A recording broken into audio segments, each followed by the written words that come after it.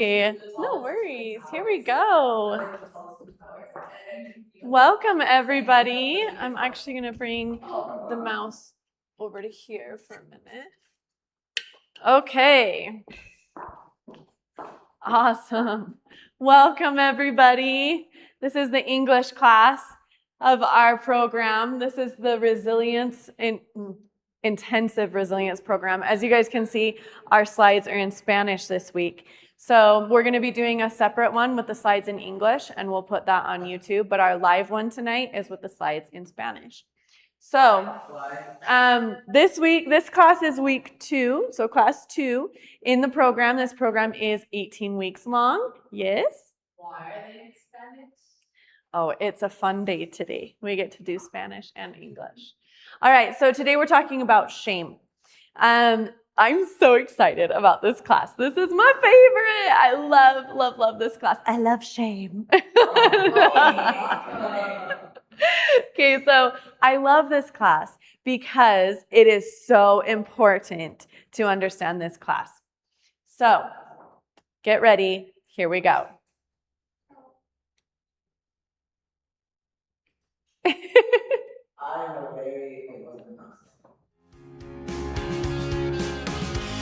There's an open door, now we'll find our way.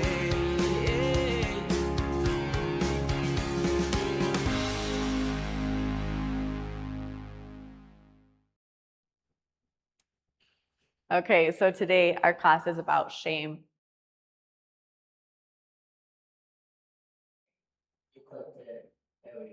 Thank you. You have to put the mouse all the way over here.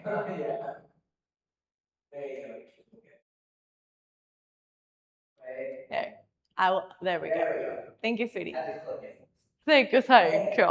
Okay, so this program is designed to help heal all of these things, like what we said in class 1. And we're actually going to talk about that today. So last week, we learned about why do I react badly when others hurt me, or when life hurts me, or when life is difficult. Why do I react badly? So we're going to do just a quick summary of what we learned last week so that we can build on it this week. So usually we think, okay, I have to change my situation or I have to control my emotions. So I have to control my situation or I control my emotions. That's usually what we're trying to do. But we learned that that's not how it actually works, that it's not that there's an event and that event causes our emotion and then that causes our behavior. What we learned is that there's an event and that causes an automatic thought. And then that thought causes our emotion and that causes our behavior. So that's what we learned. And we learned that automatic thoughts, all of our false core beliefs, and our shame, those are all the same thing. So they're different words, but they're the same thing, okay? So if you want to take pictures, or for those of you who are virtual, screenshots or whatever, I love that. Totally feel free. Take lots of notes, take pictures. If you have the manual, there's a manual that goes with this program. And so you can purchase the manual. We have it printed. We also have it virtual. That's just an extra help. You do not have to use the manual.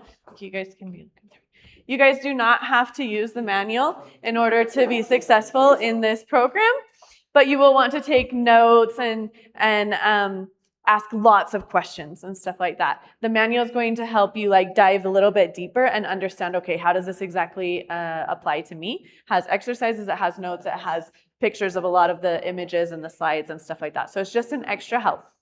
But contact me if you guys want to have the manual. Okay, so I will put that up at the end again, the contact info, so you can have it. But also you could just do a shout out in the chat if you're here virtually, or you can talk to me after class since you're here right now. Okay, all of these phrases, these false core beliefs, those phrases that we tell ourselves, those are our shame. That's our shame talking, okay? So usually we have 2 or 3 phrases that we tell ourselves. How did it go this week when you guys were trying to figure out what your phrases were? How did it go? Did it go okay? Were you able to identify some of the phrases that you tell yourself? Yes. I tell myself outright. Yeah? You tell it to yourself outright. You're like, I say it out loud, bro. You're like, I'm so dipped in shame. I say it out loud. Oh, okay. Okay. I'm glad you guys are starting to kind of recognize that. And if you're not, give a comment in the chat or let me know after class or right now, and I will help you. So if we're changing the automatic thought, then it's easy to react naturally in a different way. We want to work with our brain, not against our brain. So we're naturally changing those thoughts. We'll naturally change how we react. We learned how to begin to change those thoughts, those 4 steps. We're going to be practicing those steps the rest of this program, learning how to put them into play. And then we learned how to use our our process sheet. We learned how to use our process sheet. This is kind of like patting your head and rubbing your tummy, like doing it in English while I'm reading the slides in Spanish. That's skill. We'll see how many times I start speaking in Spanish in the middle of the class. Okay. So your homework was to fill out at least 3 format process sheets. See, there you go. Formato de procesar, process sheets. So how did that go?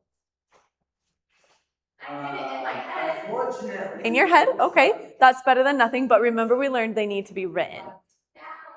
Okay, they need to be written because our brain, we want to use both sides of our brain. We want to really, really, really get a jump on helping our brain rewire itself.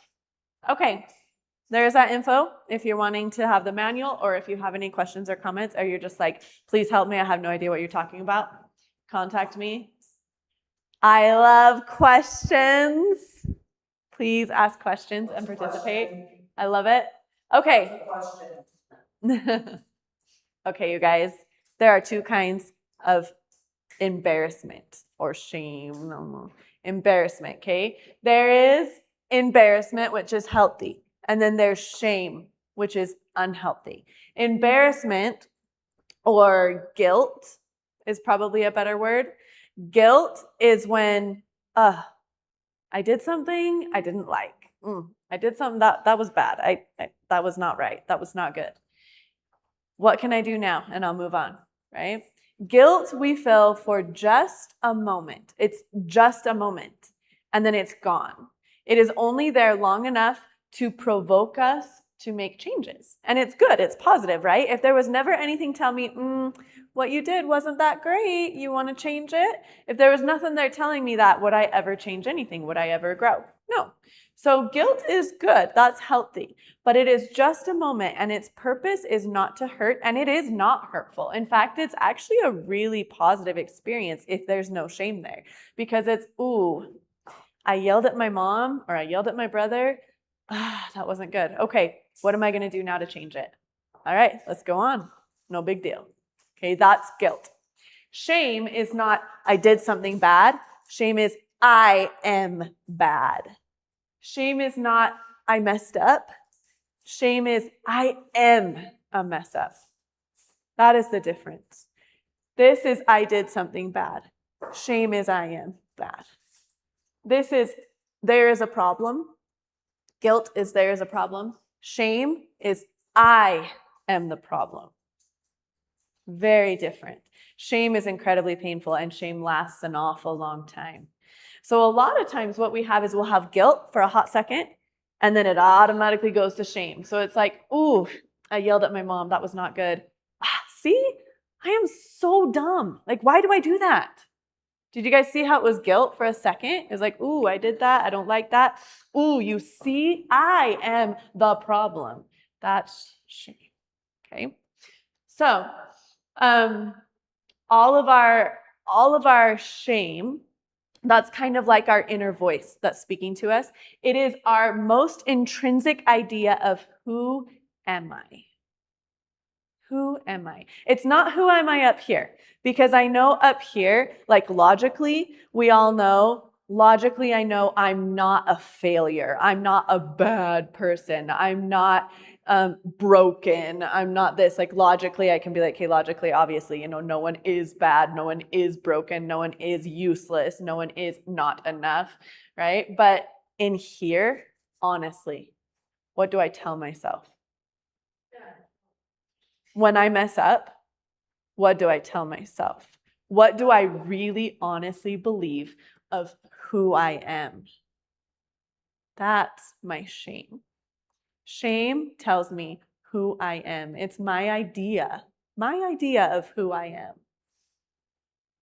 Okay, so those of you who are religious, almost all religions have some kind of a devil or a Satan or a bad character that is like constantly pushing on you. This is who you are. This is who you are. This is who you are. Or this is who you're not. You're not. You're not. You're not.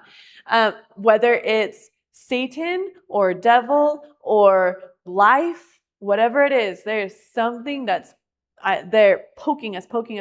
This is who you are. This is who you are. This is who you're not. Right.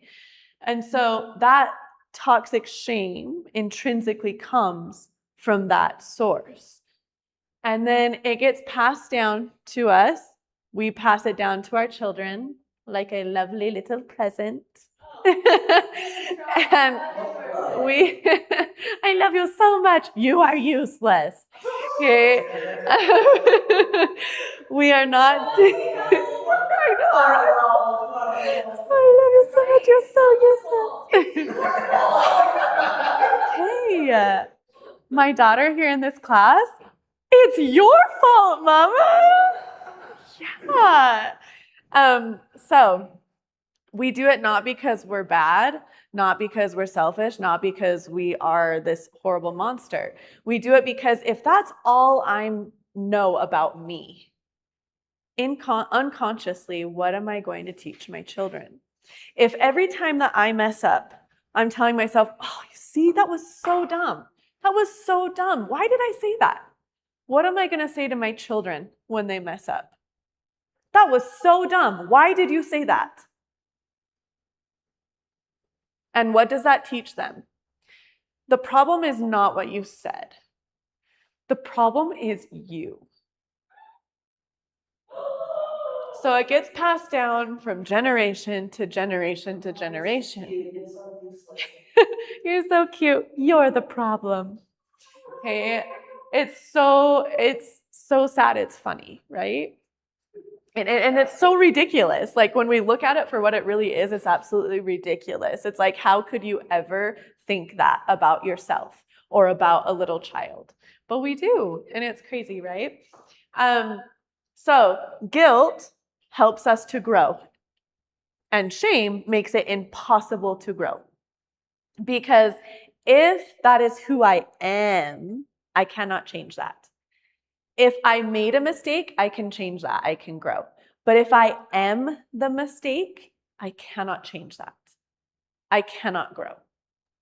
So shame makes it impossible to grow. Now, do you guys understand why like Satan or the devil or whoever it is that you believe exists, that's that bad character? Do you see why he loves that so much?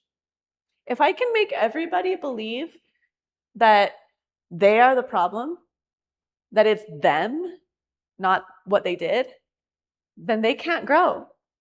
Oh, that makes his job easy, right? Okay, shame is actually the most powerful thing, the most painful. Shame is the most painful thing that we can experience as humans. So they've done all kinds of studies to see, you know, how does our brain react when we're experiencing different levels of pain and different things, whether it's physical pain or emotional pain, our brain cannot tell the difference. Interesting, right? It can't tell the difference. The exact same place in our brain activates when we're experiencing physical pain and emotional pain. So they're the same. And of all the physical pain in the world, giving birth, breaking your femur, all that stuff, there is nothing more painful than experiencing shame. And that's actually really, really heartbreaking, because if we're based in shame, and in a minute we're going to do a diagnostic to see if we are based in shame. If we're based in shame, we are feeling this almost all day long, every single day. That's a lot of pain that you're dealing with every day. That's really sad. And that also explains why we act the way we act, right? Why we have addictions, why we have control behaviors, why we have toxic relationships, why we get angry, why we do all the things we do. It's because of our shame. Okay, something super interesting about shame. We cannot feel guilt until we're about 8 or 9 years old. Our brain is not developed enough to feel the concept of guilt. The idea of, ooh, I did something wrong. I don't like that. What am I going to do to change? That idea of feeling guilt. We can't feel that till we're about 8 or 9 years old. But shame, the idea of, I am wrong, I am bad, we can feel that from the cradle. So pretty much every time that we're getting disciplined, that we're getting yelled at or whatever when we're younger than 8 years old, we are translating that as shame. It's not that I did something wrong by leaving my toys out and now my mom's like, oh my gosh, why? Why did you leave your toys out again? Now we have to clean it all up and now we're late and now we can't go to the park. It's not because I left my toys out that there's a problem. It's because there's something wrong with me. I am the problem. I made mommy mad. Okay, why? Why is that the case? Why do we absorb so much toxic shame from such a young age? There's a whole bunch of scientific reasons behind, but I just want to say one little comment. When we're born, our brain is designed to see our primary care person, so our mother or our father, to see that primary care person as perfect. Because if they were unperfect, and we knew that right from a tiny age, like a few months old, and we're like, oh, this person's a human, they make mistakes. If our brain understood that, then it wouldn't be able to develop because it needs to have the security of this person's perfect. They will always feed me. They will always be there. They will always take care of me. I'm completely safe with them. Our brain is designed to work like that. Obviously, a lot of kids from very young learn that's not the case. But that's how our brain is designed. So when we're 1 or 2 or 3 years old, even if we can logically see that they're not going to take care of us, subconsciously, they are perfect.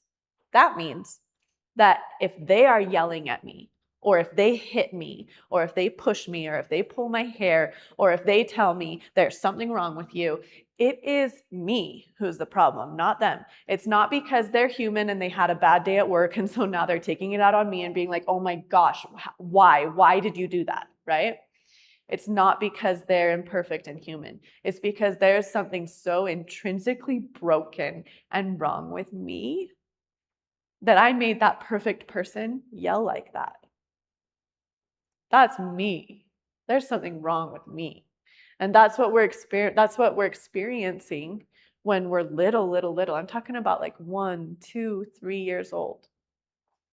Okay, so our toxic shame, my precious, okay, our toxic shame turns us into Gollum. Our toxic shame is so painful that our brain is going to protect us. Our brain will keep us alive, okay? Your brain will protect you. And how it protects you is by being constantly alert. Okay, am I going to feel toxic shame? Am I going to feel shame? Am I going to feel shame? Am I? And it will protect you.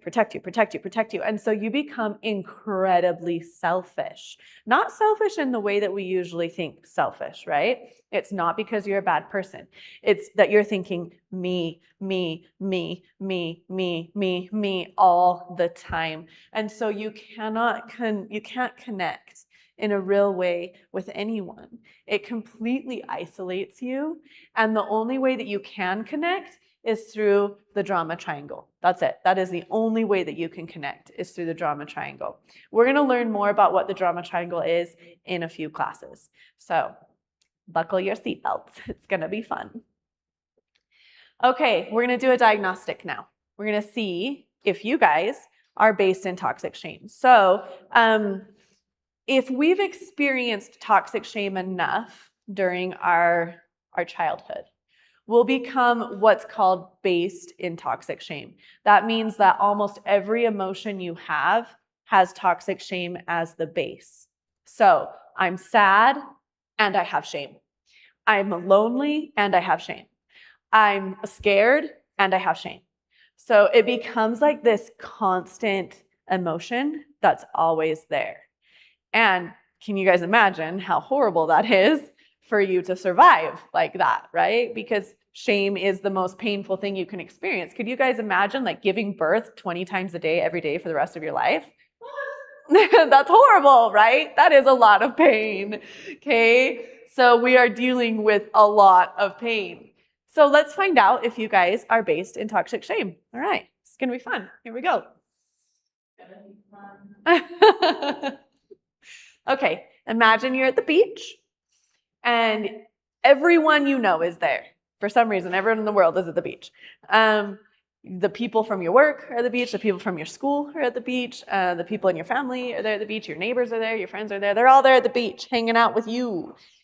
You lay on the hammock and the hammock flips over and you fall out of the hammock and you're like feet above your head. And the second that you hit the sand and your like little head pops up and you're like, what is the very first thing you think? Is it, oh my gosh, who saw that? That was embarrassing. Is it that? Is it like, who saw that? Or is it, am I alive?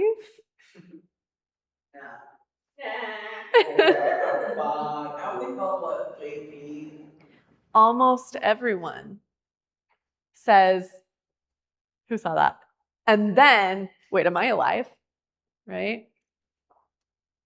That means that you're based in toxic shame. What is going on is that your brain is protecting you from feeling shame before it's protecting you from dying.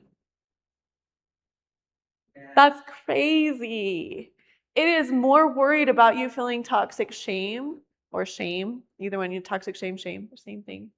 It's more worried about you feeling shame than it is about keeping you physically alive. That's wow, right? Like when we think about it. So, now maybe some of you guys are like, oh my gosh, I'm so broken. I now have found out I'm based in toxic shame and I'm broken. This actually should probably give you a little bit of hope because it helps you understand why you act the way you act. Why do I get so offended so easily? Why do I isolate myself? Why do I feel disconnected from everyone? Why do I feel like I'm invisible? Why do I feel like I'm never enough no matter how hard I try? Why do I have addictions? Why do I feel like no one loves me? Why do I have anxiety? Why do I have these things? It is not because you're crazy. It is not because you're toxic. It is not because there's something wrong with you. It is because your brain is doing its job. Your brain is trying to keep you alive. That's what's going on. Yeah, in a roundabout, hurtful way. Yeah, but it's trying to keep you alive. Okay? So, shame is so painful that your brain will only allow you to experience it for a millisecond. That's it. That is how painful it is. You will only have that for that 1 millisecond. And then your brain is going to do one of three things. It's going to either process it, or it's going to distract itself, or it's going to pass it to someone else, like a beautiful little present. Okay. I love you so much. You're worthless. Okay. Let's talk for a second about processing it. Obviously, it's the only healthy one up here, right? That's not hard to figure out. That's the only healthy one up there. And a lot of people are like, okay, yeah, that's the hardest one up there. All right, let's gird our loins and let's figure out how to do this, right? But no, it's actually the easiest one up there. Our brains are designed to do that. That's what our brains are designed to do, is to process it. That's actually what we began our life doing. We processed our shame. That's what we did when we were younger. But interestingly enough, at some point we were like, wait a second, no one else processes it. Everyone else around me is distracting themselves or passing it to someone else. So I guess processing it isn't the right thing to do. So I'm going to do what they all do. And that sounds crazy. I know you guys are like, okay, Misty, you totally just made that up. But no, it's actually really interesting.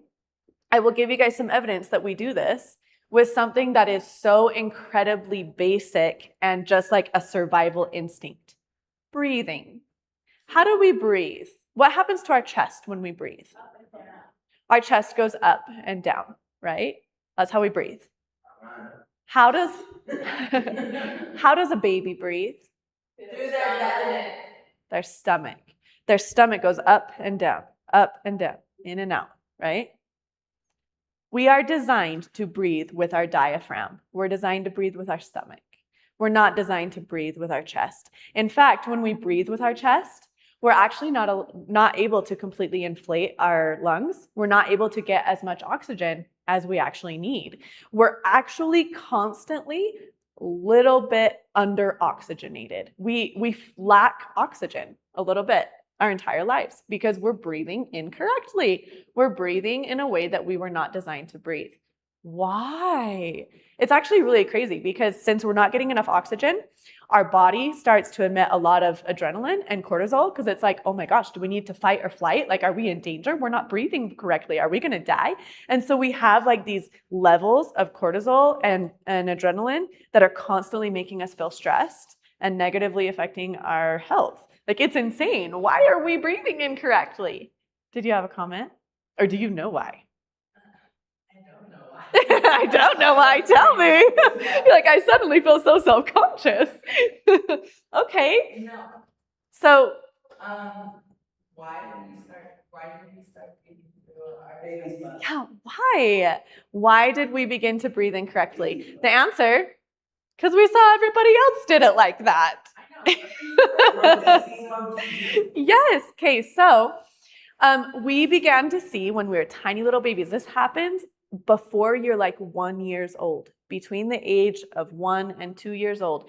We recognize that other people around us, other adults and other children, when they sit up, they don't sit up totally straight. They're a little bit slouched. When they walk, they don't walk totally straight. They're a little bit relaxed and slouched. When we have bad posture, it doesn't allow our diaphragm to move. So we can't breathe with our stomach. We have to breathe with our chest. So we've seen bad posture. We mimic that. Then we can no longer breathe with our chest. We also see that others don't breathe with their chest. So we mimic that as well. So, You mean stomach? You said with their stomach. We see that others don't breathe with their stomach. Thank you for correcting me. Yeah, we see that others don't breathe with their stomach. So we breathe with our chest because we see it. And so we copy it, even though it's not evolutionarily how we are designed to work. Isn't that insane? So, yes, we are changing how we're breathing and we're changing how we're processing everything around us. It's crazy. So, we used to process and we used to understand how to do this and how to work through our shame and how to continue forward in life and how to be a happy, healthy person. But then we see that everyone else around us is not a happy, healthy person. And so we're like, oh, that is wrong. And so we begin to distract ourselves or push it on to someone else, pass it to someone else. Pretty interesting, right? So here in this program, we're going to learn again how to do that. We're going to learn how to process it the way that we used to. So see, it's really not that hard. I'm not teaching you guys something new. I'm teaching you guys something that you all already did before. So I'm just going to help you guys remember.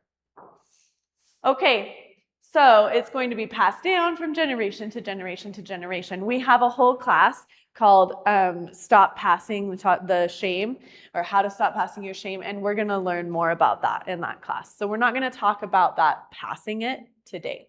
We're going to talk about distracting yourself, okay? Or begin talking about what we do to distract ourselves. There's only 2 things strong enough to distract ourselves from that pain. When I say distract, what I'm talking about is maybe my phrase I say to myself is, I'm not enough. So if I feel toxic shame and it's like, oh, I'm not enough, then I'll distract myself by saying, oh, no, that's not true. That's not real. I am enough because look at this. I am a perfectionist. And look at all this stuff that I do right. You see, I am enough. Or, oh, I love you guys. The people in the audience are like, she knows my secret life. I felt I was doing that. She watched until I sleep. Yeah, so that is not processing it. Nope. Saying, I am enough. Look at everything good I do. See evidence. That does not exist. That's not processing it. That is distracting yourself. Oh no, all that time. I've been doing it wrong my whole life. Okay, so that's distracting ourselves. So there are only two things strong enough to distract ourselves. Those two things, two options, that's all you have. Your two options are either an addiction or controlling behaviors. Control behaviors. That's it. It's the only two options you have. You will use either addictions or controlling behaviors to distract yourself from that pain. We are going to talk a lot more about addiction and a lot more about control behaviors in the class called Addiction and Control Behaviors. So when we get to that class, we're going to talk a lot more about that. What are they? Why are they there? I mean, obviously, we already know why they're there. Shame, right? And we're going to talk about how to heal them. Addiction. There are two kinds of addiction. You can have addiction to substances. So that's things you put inside your body, things you eat or inject into your body. Okay, that's like drugs, caffeine, nicotine, things like that. There's also addictions to behaviors. So that's things like pornography, sex, video games, shopping, eating, things like that. Okay, so those are addictions. And then we have control behaviors. Control behaviors are anything that we do to control our environment, to control our situation, to control those around us, or to control ourselves. Okay? Those are control behaviors. And these will make a lot more sense once we get to that class. Some examples of control behaviors are perfectionism, gossip, lying, sleeping. I didn't know sleeping is bad. No, and a lot of these you're going to be like, that's not bad. Like up here we have sleeping, that's not bad. We have saving money, diets, exercise. Those things are not bad, okay? Those are not bad. Cleaning. But when cleaning, yeah, you're like, that one is bad. Cleaning. See, now I'm going to tell my mom I cannot clean because my therapist taught me that that is a control behavior. And then I'm going to get a lot of phone calls this week from a lot of angry moms. Okay, so those are control behaviors if we do them to prevent ourselves from processing. Let me give you an example. I'm super, super stressed. It was a really bad day at school or a really bad day at work, and I'm just like really stressed and I can't deal with it. I'm going to go exercise. I'm just going to like go exercise, get it all off my mind, go exercise. Okay. And then I feel a lot better and I go home and I move on. That is a control behavior. Let me show you the difference. I'm super overwhelmed. I've had a bad day at work or a bad day at school. And so I'm going to go exercise because I can't deal with it, right? So I go exercise and then I come home and I feel a lot better. So now I can think, all right, what was it that was bothering me so much today? What was it that was like going on in my head? Why was I so overwhelmed? Okay, you know what? My boss said this or this kid said this at school and that made me feel this. And you know, and then I process it. Do you guys see the difference? In one, I use exercise to ignore my emotions. Like I exercise, I feel better, and then I move on. And then the other one, I used exercise to help me calm down enough to be able to process them. Different, right? So yeah, these can be control behaviors. Even really healthy things like cleaning can be control behaviors. I can't deal with life. I can't deal with it. I'll just clean my house because when my house is clean, I feel better. That's a control behavior. Yeah, comment. Yes. So long to go to everything. Who goes to the casino? So overwhelmed at school, I'm going to go to the casino. Okay, yes, addiction. Gambling your woes away. I'll come back and be like, okay. I'm ready to face my Okay, I'm ready to face my day now that now that I'm in crippling financial debt. Yeah. Okay, addictions are never healthy. Okay, so remember at the beginning of every class, I show this handy little list of like, this program's gonna heal all this stuff. And then you guys are like, Misty, you're crazy. You're selling snake oil. You're selling like this magic pill, okay? There's, programs that last like 3 years just to heal one of these things. That's like, but the reason why we can heal all of this stuff in one program is because they all have the exact same root cause. Every single one of them.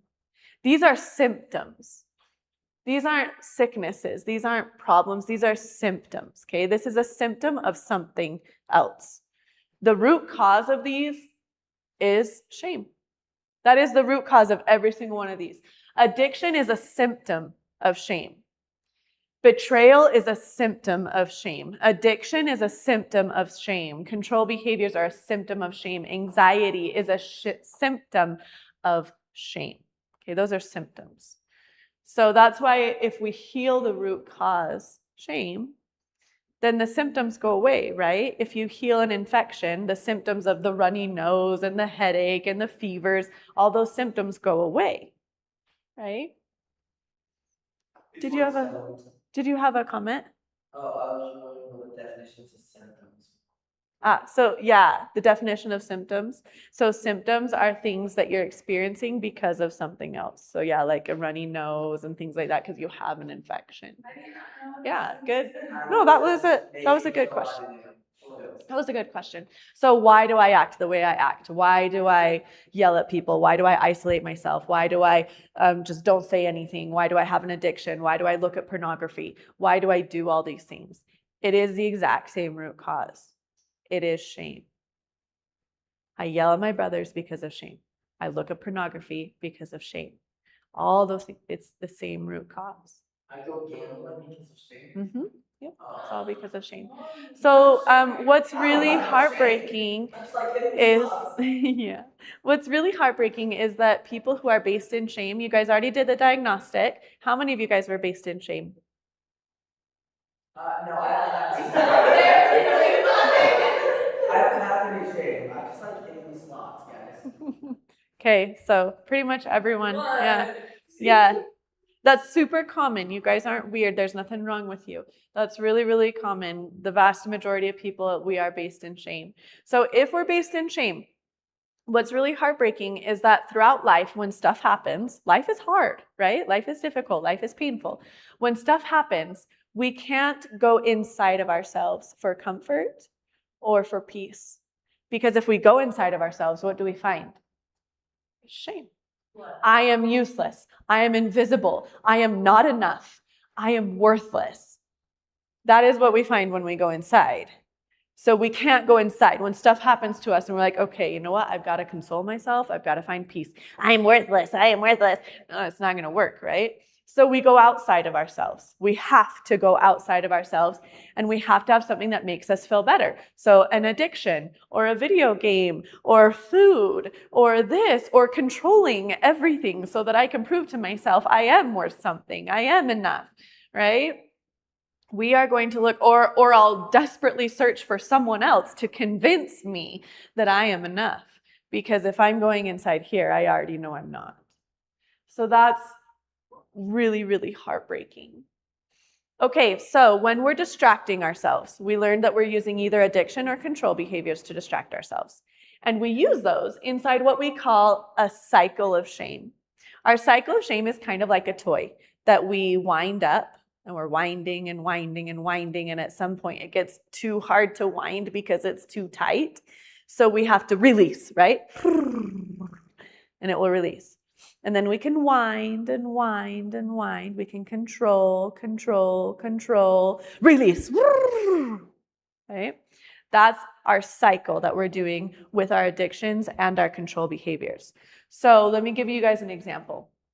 If I have shame that I'm not enough, and I'm a mother, then I'm going to constantly be feeling like I'm not enough, right? So I'm going to control to distract myself. I'll control.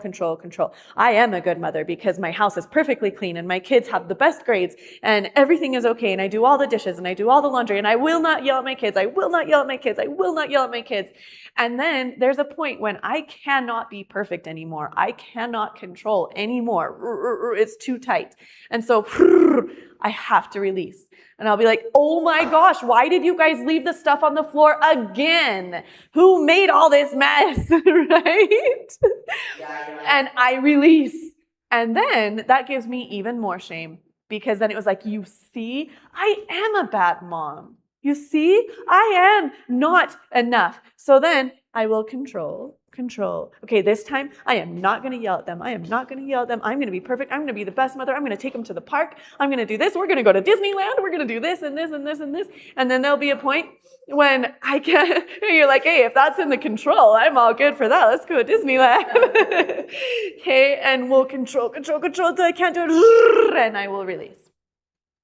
Some people spend almost their entire life in control and only short little moments in release. Okay, I know we all know people like that are like super controlled and they don't say anything and then all of a sudden they explode, right? And they're just like explode for a moment and then they're right back to this.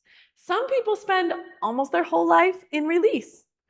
So the guy under the bridge who is drinking alcohol and doing drugs and doesn't even have a job and doesn't even have a house, the homeless guy under the bridge.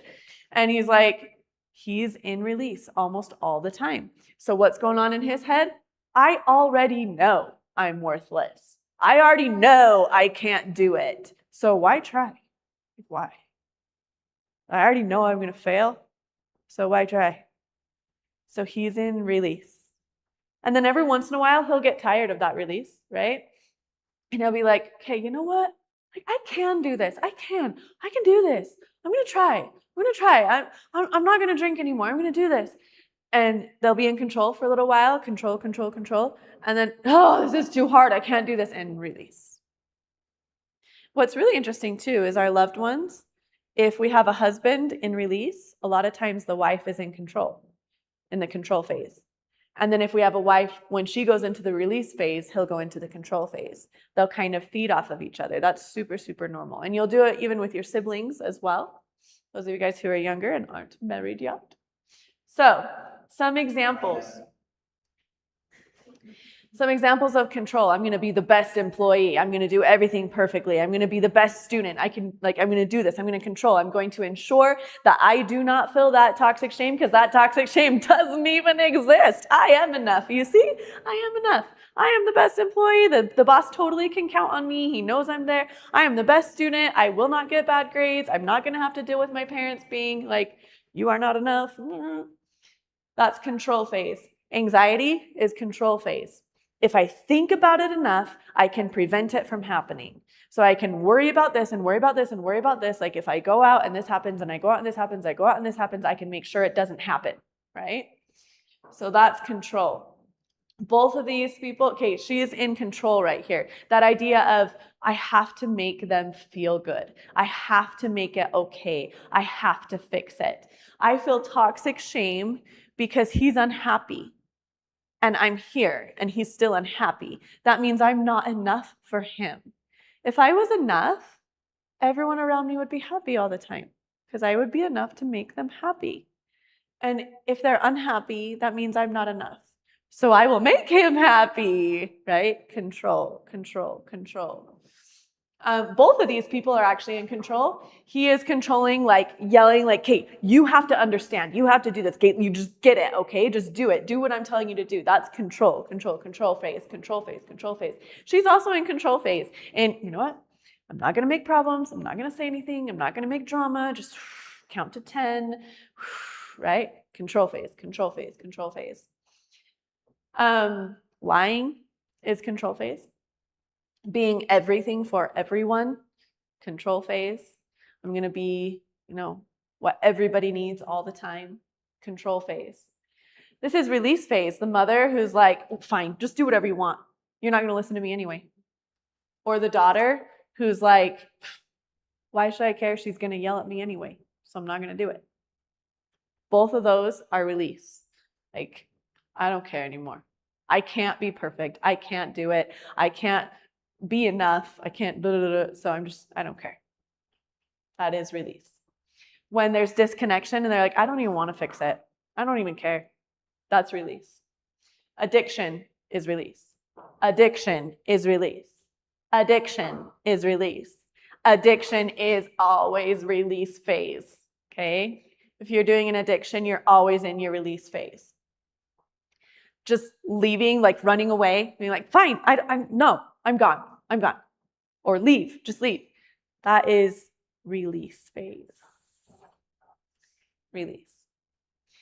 And this moment of, I can't. This is also an anxiety moment. Interesting. I love anxiety. Anxiety is interesting because you'll see throughout this program that anxiety is really hard for people to heal because they don't quite understand it. At the end of this program, you guys are going to understand it. You guys are going to see how it takes both sides of everything, and that's why it's so confusing for people. Even just in this instance, it can be your control phase and it can be a release phase. Your anxiety of, okay, I have to think about this and this and this, and I have to do this and this, and I'm going to do this perfect and this perfect. Okay, that's control phase, right? And then the side of your anxiety where you're like, oh my gosh, I can't do this. Like, I can't. I'm never going to be enough. That's your release phase. So your anxiety takes both faces, both sides of it. Divorce, separation, that is release. Fighting, that's release. Abuse, that is release. And once again, here we have that same kind of feeling of I can't. That is release. So what are some of your guys' behaviors that you do either in your release phase or in your control phase? What are some of your guys' behaviors? Anxiety. Anxiety. Anxiety.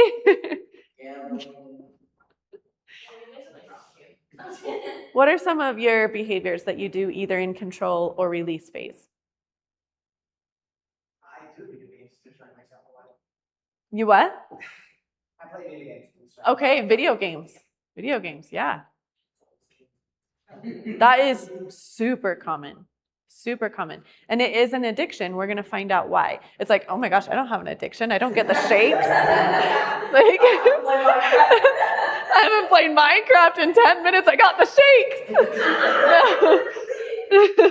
Okay, we're going to learn that definition that we have of addiction isn't the full definition. So we'll learn more about that in the addiction class. It's actually really fun to learn about. Okay, so everything that we're doing in our control and our release phases, those are always either addictions or control behaviors. Okay, so we're going to learn about that in the class called Addiction and Control Behavior. So we learned that with our shame, we only have 3 options. In a millisecond, our brain will do one of these 3 things. It's not going to wait until later. It's not going to wait till we get back from school. It'll do in a millisecond. It will do one of these 3 things. It'll either process it the way our brain is designed to work, or it will distract itself with control or release phase, right? Or it'll pass it as a pretty little gift to someone else that we love. Okay, now here at the end of the class, a lot of times some people are still like, well, I don't know if I'm really experiencing shame. I don't know when I'm experiencing shame. These are kind of some clues to help you figure out when are you experiencing shame. It's going to be really obvious later in the program. Later in the program, you're going to be able to know in 1 second, okay, yep, I'm experiencing shame. I totally know that. But for right now, this is a guide. If you're based in shame, when you're feeling these things, you're feeling shame, okay?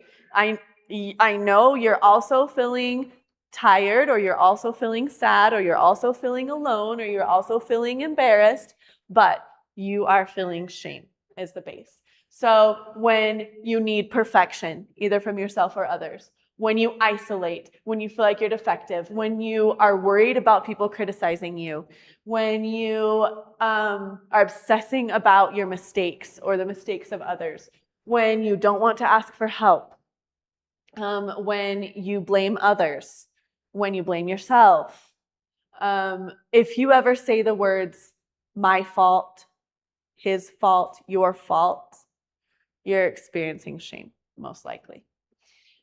When you're critical of yourself or others, when you're not willing to admit mistakes, or when you are saying the mistakes of others, and when you're mad. We have a whole class called Anger is Good. I love that class. Okay, that anger is good, but we're going to understand more about our anger, okay? When you're mad, you're almost always experiencing shame, if you're based in shame, which we just learned the majority of us are, right? Okay. What's going on? There we go.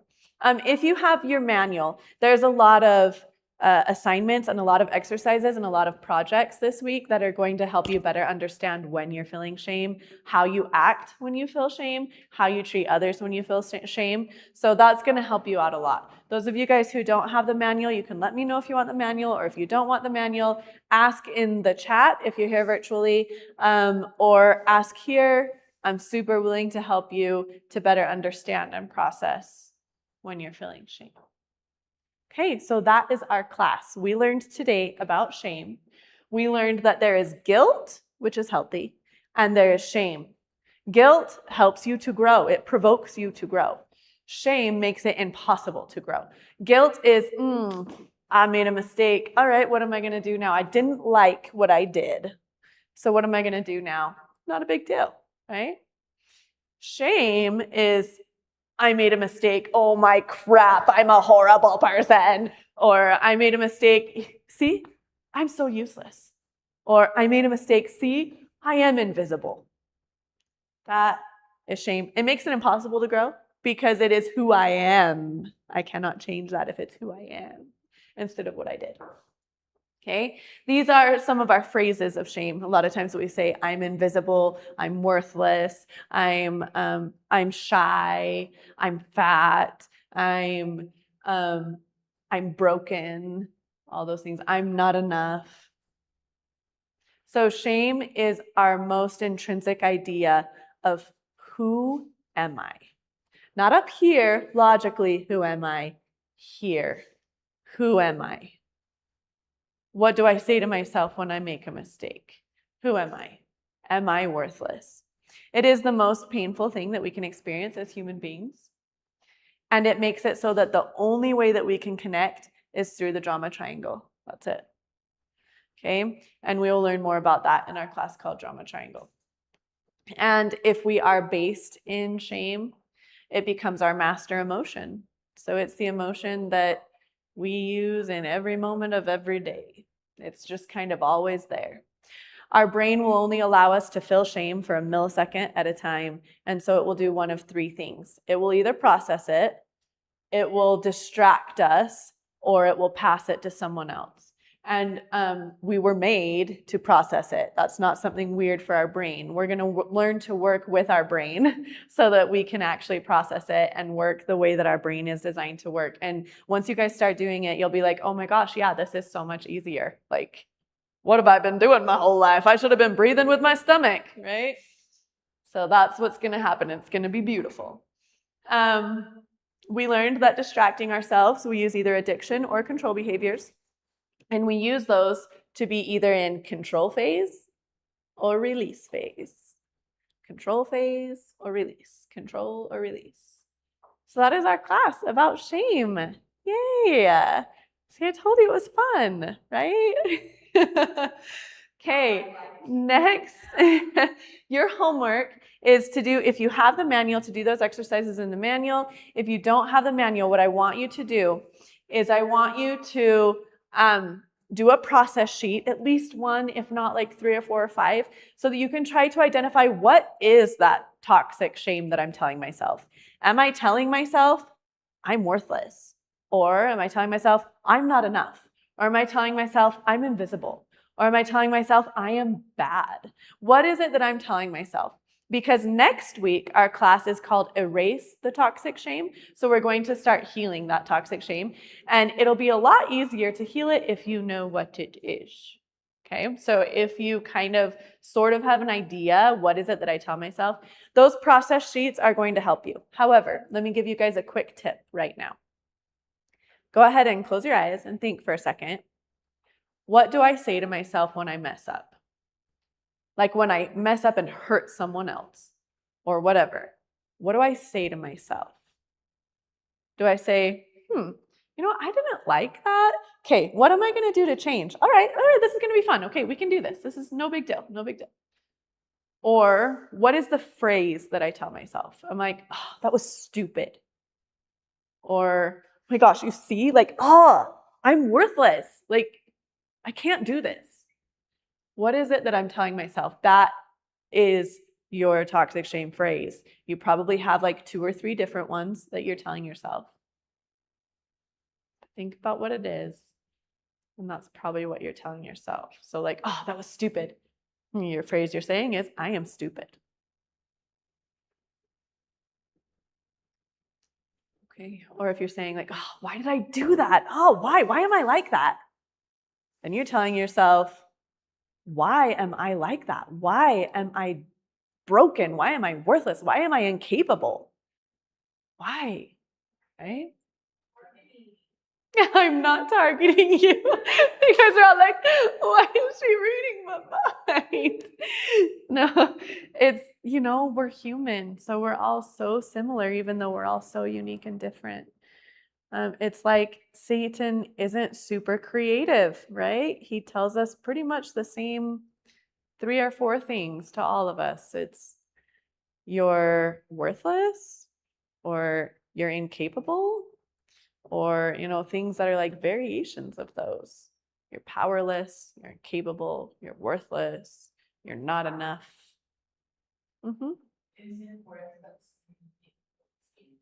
Yeah, worthless and incapable, I would say they are pretty close to the same thing, huh? Pretty close. It's all trying to tell you, this is what you are. And later we're going to find out what we really are, right? We are not worthless. We are not powerless. Okay, speaking of Satan, it is really important for you guys to get close to God, to get close to a religious group that's there to support you. So not just like, oh, I believe in God, but you need to find a group of people who think like you religiously, who are part of your religion or whatever. You need to get close to them and use them as a support group. Because as you're growing and learning, you need to know who God is. You need to include him in your healing process. And you need to have people support you in doing that. So super important, whatever religion you're in, that you get close to a group where you can have that religious support. So a study group or a religious activity group or something like that. If you don't have that, we have that here at Helaman Center. Every Tuesday morning at 6 a.m., we have a scripture study group that you guys can come into in YouTube. We do that live every Tuesday morning at 6. So feel free to come in and be a part of that. But if you're not doing it with us, still go do it with someone else. It would be even better if you do it on your own with people who are close to you. But if you don't have anyone, here we are. You can come into our group and we'd love to have you. Okay, here's contact information again. If you're like, oh my gosh, I have no idea what you're talking about or whatever, give me a shout out. Let me know. Next week is Erase the Toxic Shame. It's going to be a fun class, so don't miss it. Super, super important. And we're going to learn how to get rid of that toxic shame, how to start to heal. Okay, do you guys have any questions or comments or worries or fears? You're like, I totally have changed my mind about being in this program. I am out. You're like, everything that I do, she told me, is wrong today. Yeah. No, but she even attacked how I breathe. Okay, so we're going to learn how to act and how to use our brain, like how to work with our brain, right? Instead of against our brain. So it'll be easier and life will be more of a joy. My life was a joy already.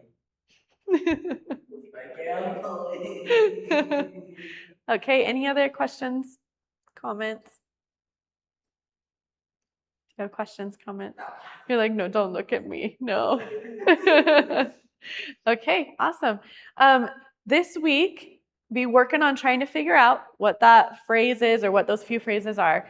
And then please, please, please come next week with questions. Come next week with like, okay, I don't understand this, or this is a totally different topic. It's not even about shame, but I don't know what is going on in this aspect of my life. Please let me know, because these classes are for you guys. So whatever you guys want to talk about, whatever you guys need to understand, let's work through it. Let's help you guys understand.